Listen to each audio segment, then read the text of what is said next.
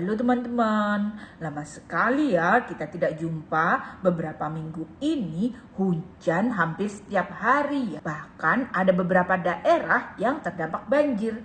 Segi sedih sekali mendengarnya. Kira-kira teman-teman tahu tidak kenapa cuaca bisa sekali cepat berubah-ubah?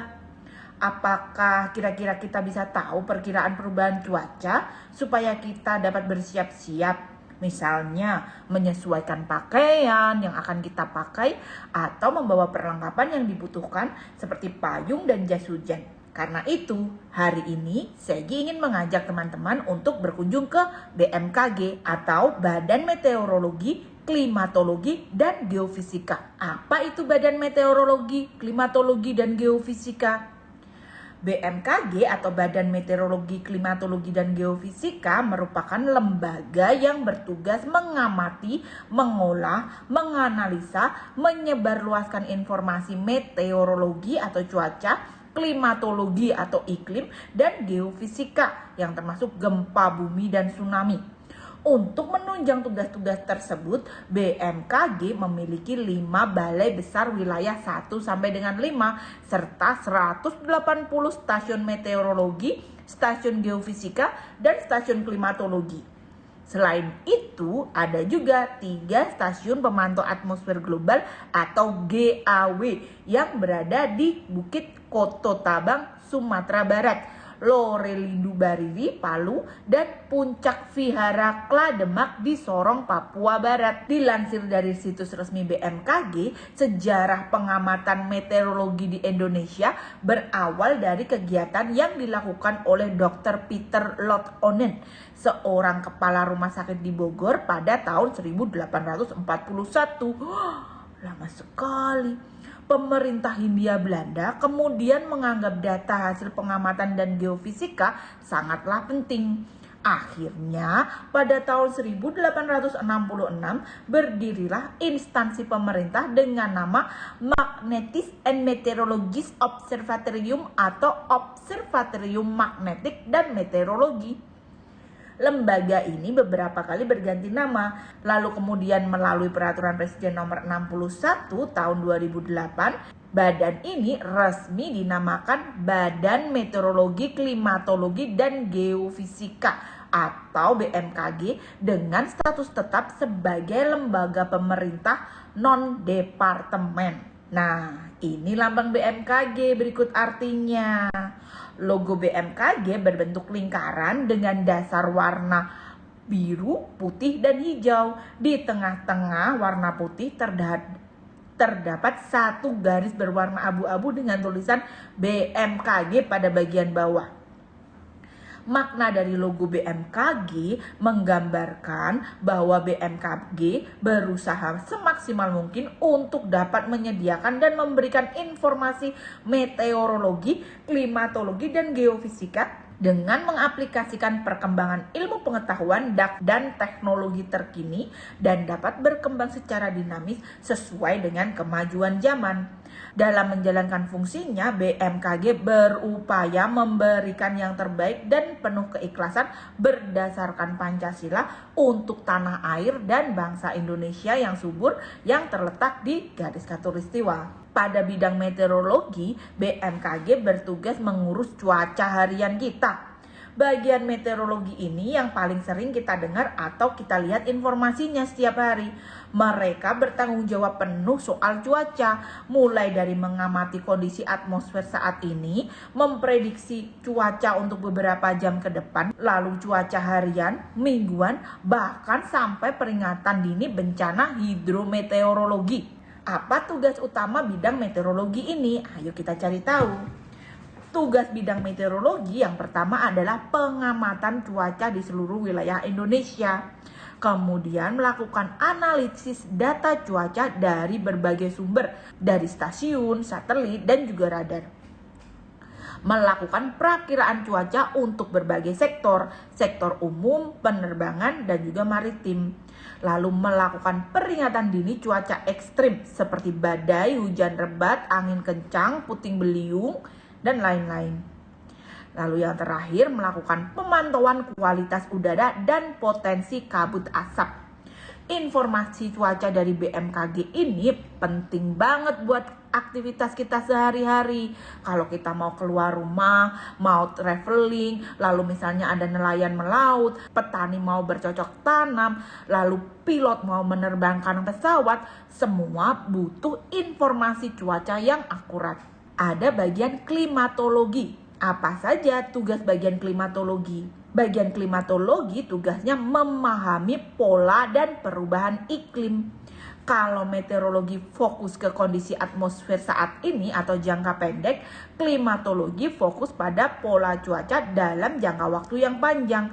Mereka mempelajari iklim suatu wilayah, tren perubahan iklim, sampai pengaruhnya terhadap kehidupan dan lingkungan. Ayo kita bedah apa tugas utama bidang klimatologi. Yang pertama, tugasnya adalah monitoring pola iklim di berbagai wilayah Indonesia. Yang kedua, melakukan analisis data iklim panjang untuk mengidentifikasi tren dan anomali cuaca. Yang ketiga, perakiraan musim, misalnya musim hujan kapan, musim kemarau dimulai kapan, lalu sifat musim. Musimnya ini bersifat normal atau lebih basah atau lebih kering.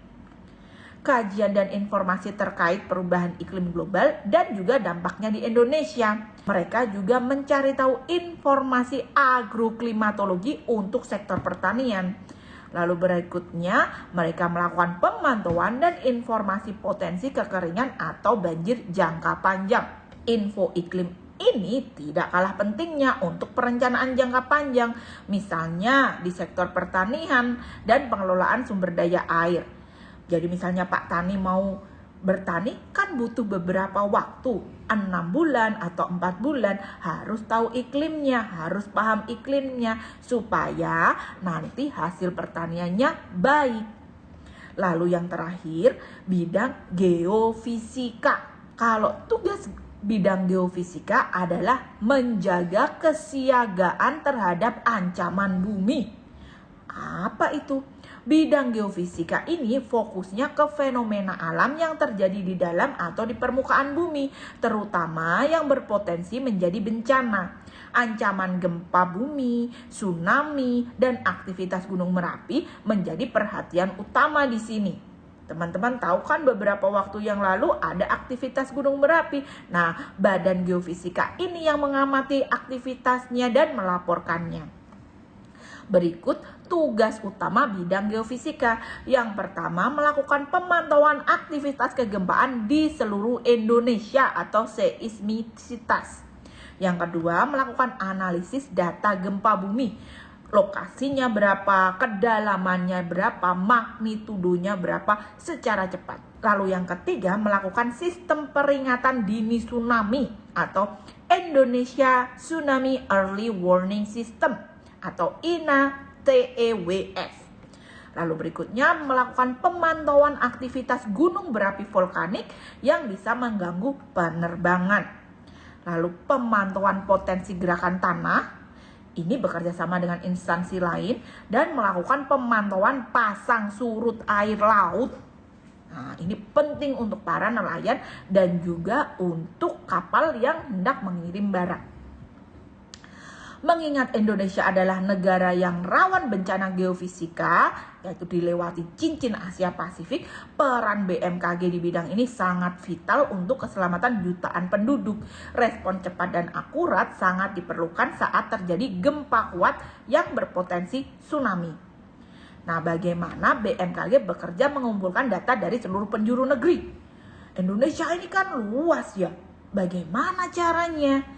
Untuk bisa memberikan informasi dan prediksi yang akurat, BMKG punya jaringan pengamatan yang super luas di seluruh Indonesia. Mulai dari Sabang sampai dengan Merauke, dari darat sampai dengan laut. BMKG mempunyai ribuan stasiun pengamatan, baik yang manual maupun otomatis. Stasiun otomatis ini bisa mengirim data cuaca seperti suhu, kelembapan, tekanan udara, arah dan kecepatan angin secara real time. Ada juga alat canggih seperti radar cuaca yang bisa mendeteksi awan, intensitas hujan, dan potensi badai dalam radius puluhan hingga ratusan kilometer. Wah, hebat ya. Selain itu, BMKG juga memanfaatkan data dari satelit cuaca yang memantau pergerakan awan dan kondisi atmosfer dari angkasa. Untuk data di lapisan atmosfer yang lebih tinggi, mereka sering meluncurkan radio sonde menggunakan balon cuaca. Data-data ini kemudian diolah dengan model komputer canggih untuk menghasilkan perakiraan cuaca. Di bidang geofisika, BMKG juga punya jaringan seismograf yang tersebar di berbagai titik strategis di Indonesia. Alat ini sangat sensitif dan bisa mendeteksi gelombang seismik sekecil apapun. Ketika terjadi gempa, data dari banyak seismograf akan diterima oleh pusat gempa di BMKG, dianalisis dengan cepat untuk menentukan lokasi, kedalaman, dan magnitudo gempa. Jika gempa terjadi di laut dengan kriteria tertentu, data tambahan dari tide gauge atau alat pengukur pasang surut dan model komputer akan digunakan untuk memprediksi potensi tsunami dan mengeluarkan peringatan dini. BMKG tidak hanya mengumpulkan data loh, tapi paling penting adalah menyebarluaskan informasi tersebut ke masyarakat dan stakeholder lainnya. Mereka punya berbagai kanal dan berbagai jenis layanan informasi. Misalnya perakiraan cuaca harian dan mingguan, lalu peringatan dini cuaca ekstrim, informasi gempa bumi, perakiraan musim, kualitas udara, informasi maritim dan penerbangan, dan semua informasi ini diakses dengan mudah melalui website resmi BMKG, melalui bmkg.go.id dan aplikasi mobile mereka, Info BMKG. Penting banget loh untuk selalu merujuk ke sumber resmi ini, terutama saat ada isu atau berita hoax tentang bencana alam. Beberapa teman ada yang melakukan kunjungan ke Badan Meteorologi dan Geofisika melalui sekolah. Mungkin teman-teman dengan sekolah dapat melakukan kunjungan juga ke Badan Meteorologi dan Geofisika untuk belajar lebih jauh tentang bagaimana cara kerjanya Badan Meteorologi dan Geofisika ini. Wah, seru sekali ya hari ini kita lebih tahu tentang bagaimana perkiraan cuaca di Indonesia ini. Terima kasih teman-teman sudah menemani Segi dalam jelajah museum hari ini. Sampai jumpa lagi. Dadah.